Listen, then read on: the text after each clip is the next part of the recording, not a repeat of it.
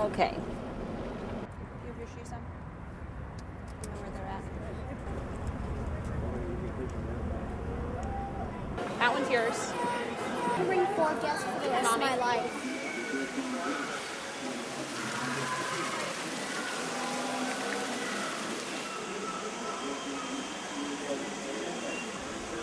Look, he's giant. What is she doing? I don't think she's allowed to do that. Tiffany, come over here. Want to walk through? Biblical history. Did you happen to get me some popcorn? No, Matthew had some. Okay. With him. Kim here is my colleague, fellow paleontologist. We've been friends since college, but that doesn't mean we agree on what happened here. Since the flood, according to the Bible, was about 4,300 years ago. That's how old I believe this fossil to be. We come to different conclusions because of our different starting points. I start with the Bible, my colleague does not. We all have the same facts. We merely interpret the facts differently because of our different starting points. Man, I love this room. I don't know, the way they portray it, it's the same evidence. Different interpretations. Right. If you start with that we weren't created, then people ask, why are we here? Why do we exist? But if we know that God created us, we know why we exist, don't we? We know why suffering happens, don't we? Because of sin, and we know that there's hope. And who's our hope?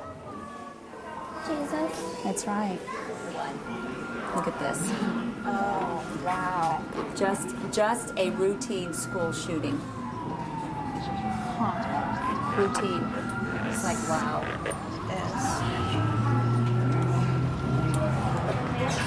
I said out here, I cannot stand it in there.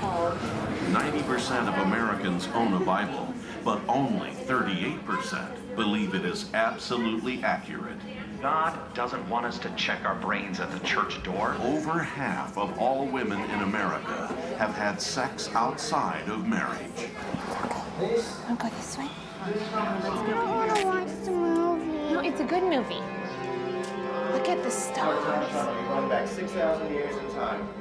Dawn of creation.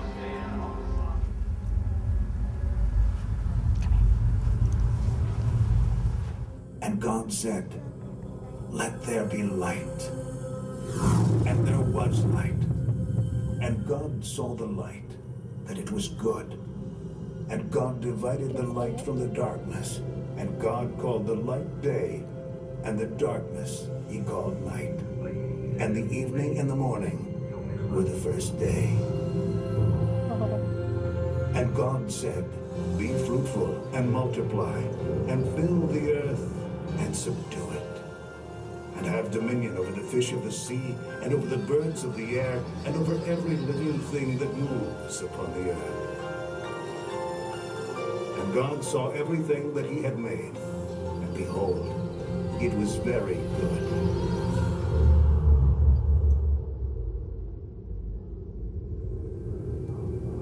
And on the 7th day, God Rested. Right. And you guys can continue your rest out here in the next room. Thank you. Wow.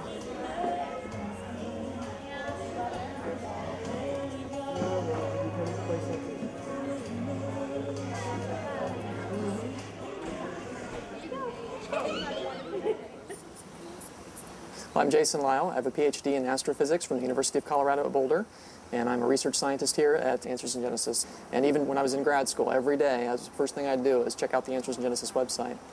And then Ken Ham came out and spoke in Colorado one time. It was actually after the Columbine tragedy that happened out there. He came out and spoke on the connection between evolution and school violence, and there is a connection.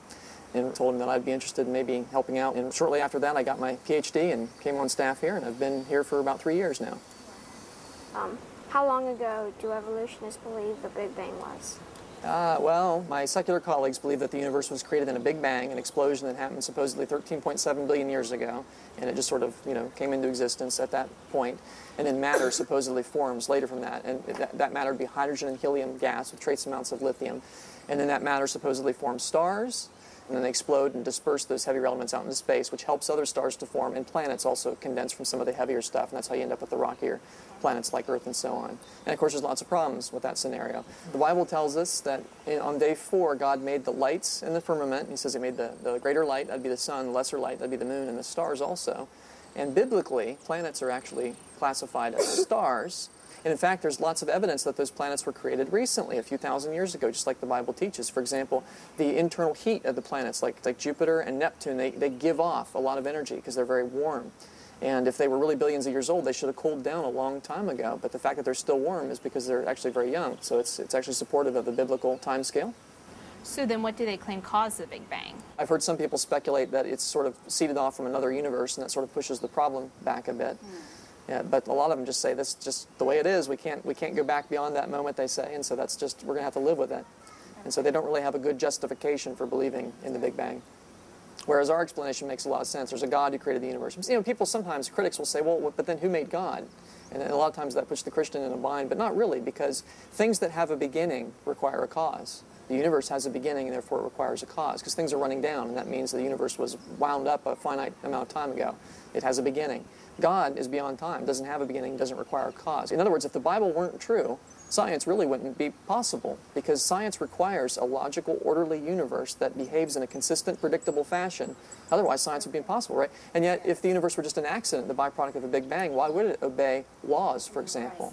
So if naturalism is true, logic would be impossible. You wouldn't be able to reason. If you give up the Bible, you've really given up the possibility of knowing anything.